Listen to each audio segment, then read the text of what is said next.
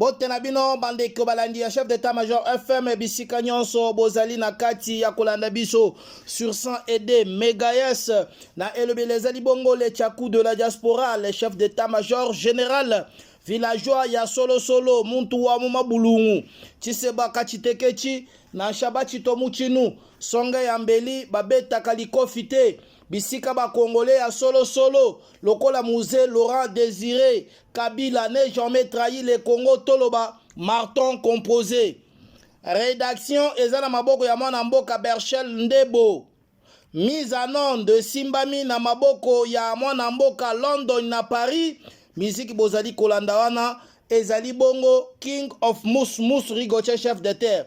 Encore une fois de plus hommage na musée Laurent Désiré Kabila oyo wapi azaki na bolingo ya mboka na ye oyo wapi azaki na bolingo ya bandeko na ye ba congolais eloko tokosenga kaka na bandeko na biso ba congolais pe ba congolaises ezali ke to imiter musée Laurent Désiré Kabila mais malheur na bato oyo ba memelaki biso un Rwandais, un enfant que Musée avait adopté, hein? Un Rwandais, un Tutsi, quelqu'un où sa nationalité est douteuse. Tantôt il est tanzanien, tantôt il est kenyan, donc bozonga la lisusu eloko ya boyete na mboka na biso République démocratique du Congo. Bamsu balobi esengeli tosala négociation na ba Rwandais na ba M23 tout ça mais ba Congolais à solo balobi ete bazasima ya Félix Tshilombo Tshisekedi amekata te a raisonné à tate na mutu na ye pour que tout ça la négociation na ba Rwandais ça pourtant tardé tous allez ko zoela bino auditeurs en ligne toyo kapé avis na ye par rapport ya likanisi oyo. À tout à l'heure, ciao. Bon, c'est un peu étonnant d'entendre notre frère Magloire Paluku parler du dialogue, parce que si vous allez à la guerre, vous n'avez pas de familles là-bas, il y aura des morts. S'ils prennent Goma, ils vont commencer à ravitailler et ils vont nous mettre dans une situation difficile. Le dialogue n'échoue jamais, nous devons aller au dialogue. Mais, mon frère Magloire, mais vous dites des choses, c'est comme si vous n'avez pas étudié, mon frère. On a eu le dialogue de temps de Kabila. Peux-tu nous expliquer d'où sont venus les 15 millions de morts à l'est du Congo? N'est-ce pas à cause de ce dialogue-là? Vous avez eu le dialogue. Le dialogue, on vous a infiltré jusque dans vos os. Le dialogue a fait que vous ayez une guerre sans fin où les gens meurent pendant plus de 30 ans. Vous avez eu toujours le dialogue, non? Avec Kabila, vous avez eu le dialogue. Pourquoi vous avez repris la guerre? Donc, pour vous, le dialogue nous donne la paix. Mais pour moi, je vous dis que le dialogue nous a donné la mort. Les 15 millions de Congolais qui sont morts, c'est à cause du dialogue. Il faut dire la vérité aux gens. Ces dialogues-là, on a mis les gens dans l'armée. Il y a eu l'infiltration. On a violé nos mamans, on a violé nos grands-parents, on a violé nos sœurs, on a violé nos bébés. Après le dialogue, non? On a tué les Mwami partout à l'est là-bas. Dans toutes ces tribus-là de l'est du Congo, on a tué des chefs coutumiers par des Rwandais Tutsis. Mais c'est avec le dialogue. C'est avec le dialogue qu'il y a eu toutes ces bêtises-là que vous me parlez que non, allons-y au dialogue. Vous allez au dialogue, mais avec les CNDP, on a eu un dialogue. Et puis par après, on les a embauchés dans l'armée. Il y a le RCD Goma qui est sorti de là pour dire, nous voulons ceci. Il y a eu le dialogue avec le RCD Goma. En dehors de RCD Goma, il y a encore un groupe qui est sorti après ce dialogue-là. Ce que vous appelez M23. Il y a eu le dialogue avec M23. Ils sont encore entrés dans l'armée aussi, comme parce que les RCD Goma sont les Roubérois qui sont devenus les vice-présidents du pays. Vous les avez mis dans votre armée. Ils ont amené leurs frères rwandais dans votre armée. Ils vous ont infiltrés en tout à cause du dialogue. Maintenant, c'est les M23 qui nous fait la guerre. On va maintenant aller négocier avec les M23. Et puis, les EFC, je ne sais pas si c'est l'Alliance du fleuve Congo, va aussi venir demander aussi le dialogue. Finalement, vous aurez tous les Rwandais au Congo. Est-ce que vous n'avez pas de tête pour comprendre qu'on ne peut pas aller au dialogue? Nous allons au dialogue, il y a 15 millions de morts. Allons-y à la guerre et comparons combien de morts nous aurons. Je doute fort que si nous allons à la guerre, nous aurons 15 millions de morts que nous avons eu pendant 30 ans. Non. Changeons de stratégie, cherchons des partenaires intéressants qui peuvent nous donner des armes. Quand nous échouons la guerre là, c'est parce qu'il y a eu le dialogue. Leurs frères sont là en train de nous trahir quand nous avançons dans la guerre. Et puis ils les relâchent, ils disent les secrets et puis nous tombons. Bon, coupons les relations.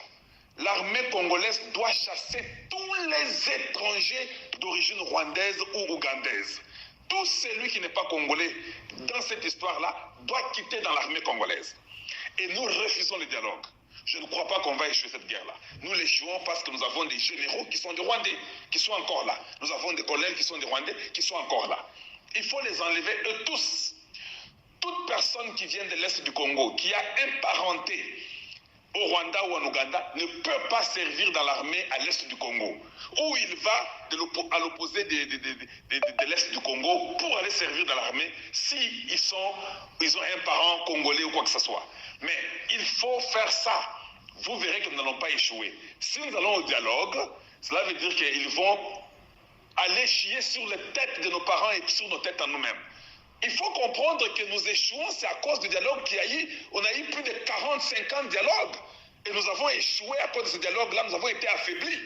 Pourquoi nous avons une difficulté aujourd'hui? C'est à cause de ce dialogue-là qu'on a une difficulté. Maintenant, quand vous allez encore reprendre le dialogue, c'est quelle paix que vous cherchez? Une paix pour vous partager votre terre avec les étrangers.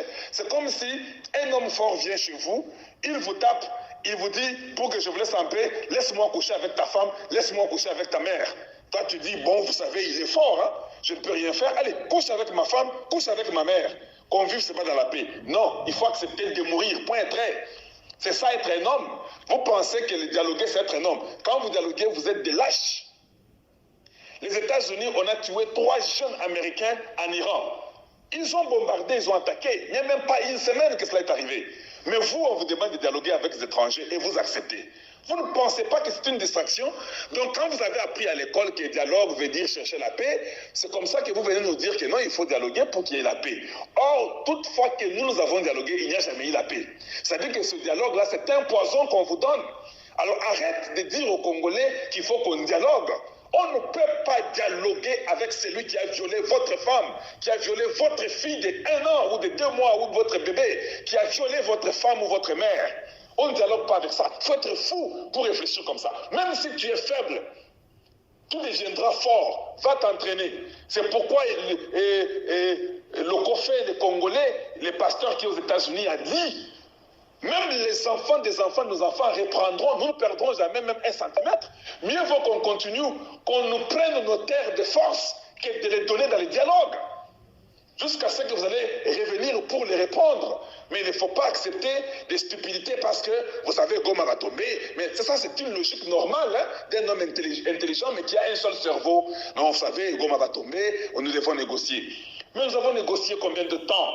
Est-ce qu'il y a eu la paix au Congo dans toutes vos négociations que vous avez eues là? Kabila a négocié avec eux, avec ses frères rwandais certainement. Et aujourd'hui, ces mêmes frères-là ne sont pas satisfaits, ils réclament toujours. Ils se prônent pour être minoritaires. Est-ce que vous croyez que c'est les Tutsis qui est minoritaire au Congo? N'est-ce pas, nous avons des tribus très minoritaires au Congo et qui vivent, qui n'ont jamais même été, pas même ministres. Alors qu'est-ce que vous allez dire de ça? Donc vous devez nous faire vivre dans une imbécilité totale où nous devons seulement négocier parce que nous sommes faibles. Non, comme nous sommes faibles, on ne négocie pas.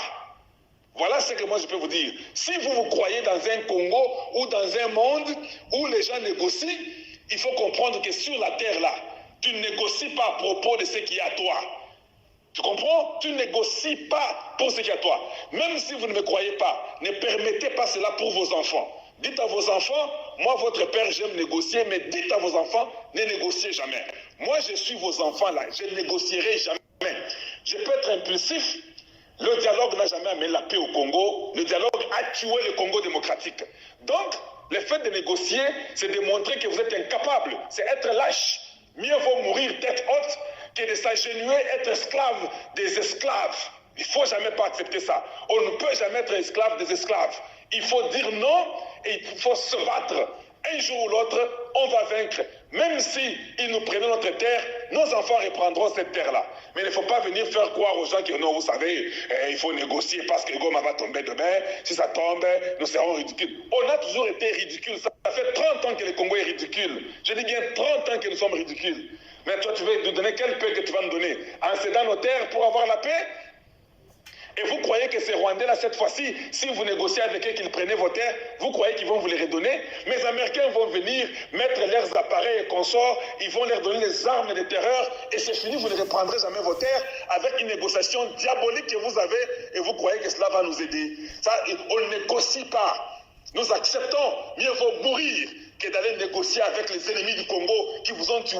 Vous, vous êtes de l'Est, moi je ne suis pas de l'Est. Comment vous n'avez pas les soucis de vos frères qui sont morts, ça fait 15 ans, 30 ans, ils sont plus de 10, 15, 16 millions qui sont morts. Vous n'avez pas les soucis pour eux, mais vous avez les soucis d'aller négocier pour vous distribuer le pouvoir. Voilà ce que nous ne voulons pas. Et aujourd'hui, à Kinshasa, les ministres qui sont élus députés, et tous veulent encore revenir, ils veulent encore rester pendant qu'ils sont députés. Or, la loi refuse. Ça, c'est ce qu'on appelle la complaisance.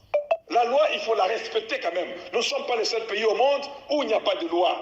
Donc, tu es voté député, et puis au moment de travailler, tu veux aller à la Cour constitutionnelle pour demander que non, et que la Cour constitutionnelle puisse vous donner un droit de continuer à être ministre. Mais c'est quel pays qu'on vit comme ça? Un pays qui aime toujours réfléchir dans les stupidités, où on ne comprend pas qu'à un moment donné, on ne réfléchit plus, on agit.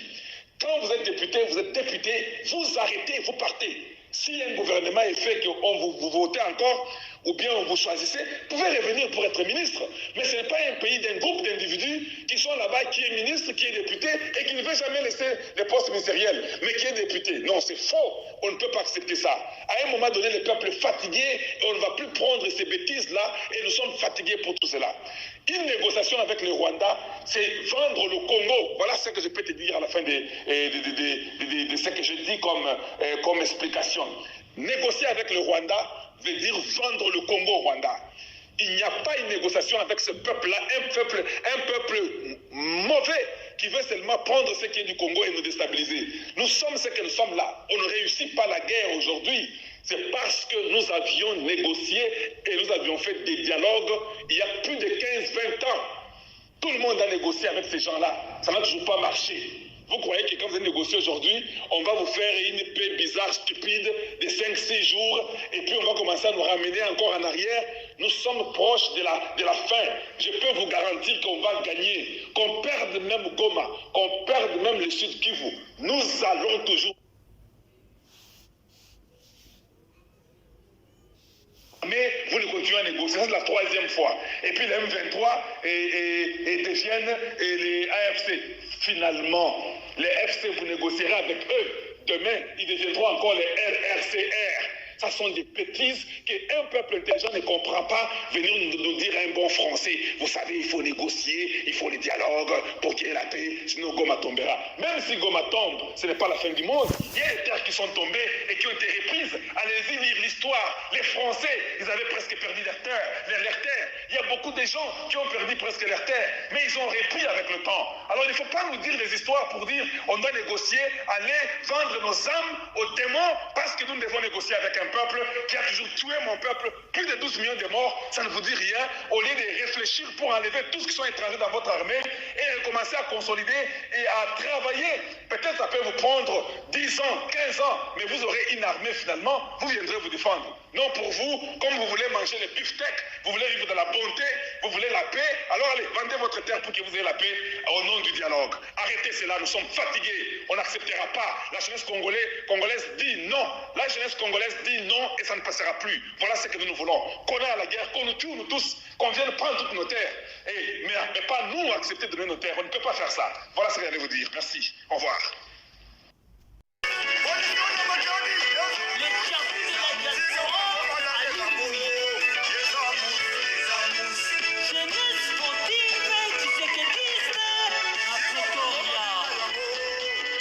À tout à l'heure. Bye. Bisotou, Tozdoi, dialogue, Tozasima, ya Fachi Beton.